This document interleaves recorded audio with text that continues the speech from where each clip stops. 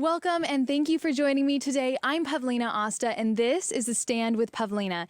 Every week we bring you an exciting way to improve your life and the lives of others around you. You get answers from the experts and real talk from those in the know. Lebanon, without a doubt, is battling rough times this year. The civil war left the country devastated, but full of high hopes. This country used to be referred to as the Paris of the Middle East. Last year, thousands of Generation Zs took to the streets, gaining the world's attention and succeeded. Sort of. Then the pandemic hit, and shortly after, a major explosion, which is the last tragedy Lebanon may not recover from. As much as the people want to be optimistic, Lebanon is suffering from starvation, a failing currency, the lira. Businesses are also suffering, and despite all of the darkness, Lebanon has style and its fashion designers are not giving up. Here with me today is Lebanese fashion designer to explain the determination amidst the obstacles is Roni Helou, coming to us live from Beirut, Lebanon. Welcome to the show, Ronnie. Hi, Pavilina. Thank you for having me. Absolutely. So tell us about the explosion that took place in the port of Beirut on August 4th. What was that like for you and your business? So to be honest, the day of the explosion, I was in my atelier slash apartment. And I was there with my mother and my sister, who are part of the team. And it was during that explosion. My atelier is like a couple of like 100 of meters away from the location of the explosion. So basically, my atelier took a big hit. I had a lot of like broken glass. Fake walls were all like just they exploded. The doors, everything. But thank God, my equipment and my stock was not that much damaged. Obviously, after everything that happened, like there's no the industry is not the same anymore because a lot of designers were hit, a lot of factories were hit by that. The situation, the general atmosphere in the country is not very. I don't know. It's not very. Doesn't encourage designers to keep working, but we have to. But at the same time, obviously, we received a lot of support from people abroad, from designers abroad, from initiatives abroad, and this all makes us hopeful. It keeps us hopeful. So for now, a lot of designers maybe have slowed down. I personally, I had to shift strategies and look for new production facilities, like workshops to work with, some out of Beirut because obviously the ones in Beirut were damaged. But also now my strategy is fully focused on online, because I don't have a showroom anymore.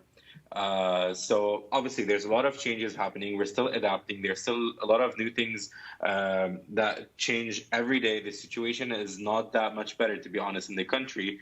A lot of designers I know have left the country already. I'm doing so soon as well. Unfortunately, the headquarters are moving somewhere else, but we're keeping production and we're going to keep working with artisans and people from Lebanon. So a lot of things has changed. Yeah, no, I absolutely could see how a lot of things would change, and you guys have adapted really well.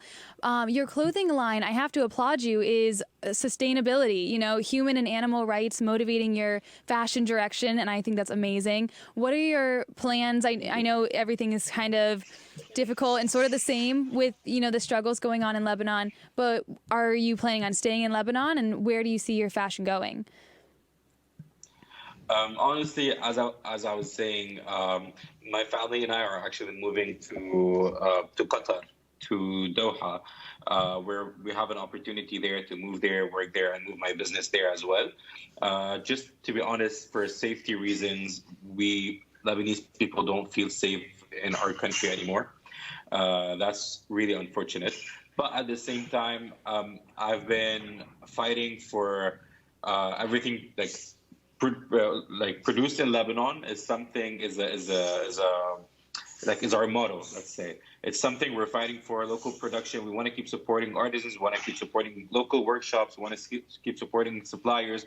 So for me, it's really important. Although I'm going to be working from abroad and the offices are going to be abroad, but it's really important to have the production happening in Lebanon, to have everything sourced from Lebanon, because maybe I'm going to be able to help Lebanon more from abroad, because I'm going to be able to making, with the Lebanese and like the Yeah. LPP and the dollar currency issue in Lebanon, generating fresh dollars is very important. So me being based abroad is going to help me generate fresh dollars. I'm going to be injecting fresh dollars in the Lebanese economy through my suppliers, through my the factories I work with and the artisans I work with. And this way, I'm going to be able to help them even more from outside than from staying in Lebanon. Absolutely. Ronnie, really quick, where can people find more about your clothing line?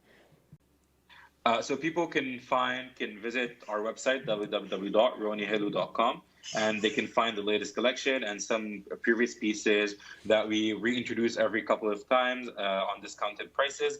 Also, they can find our SS20 collection on matchesfashion.com, and soon they'll be able to find a selection of our pieces in that concept store in Dubai and Al Uthman in Kuwait.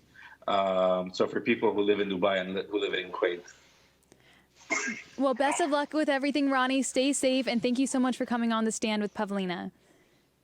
Thank you so much for having me.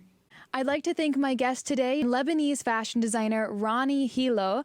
Talking fashion, still important and a vital business in Lebanon.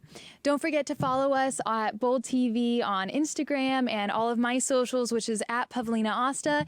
And if you need motivation, if you need something to get you going, get your spirits up, you can get my book, 20 Things Every Motivated 20-Something Should Know. It's on Amazon and also my website, pavilinaosta.com. This is Pavilina from The Stand with Pavilina here at Bold TV. Stay healthy, and I'll see you next time.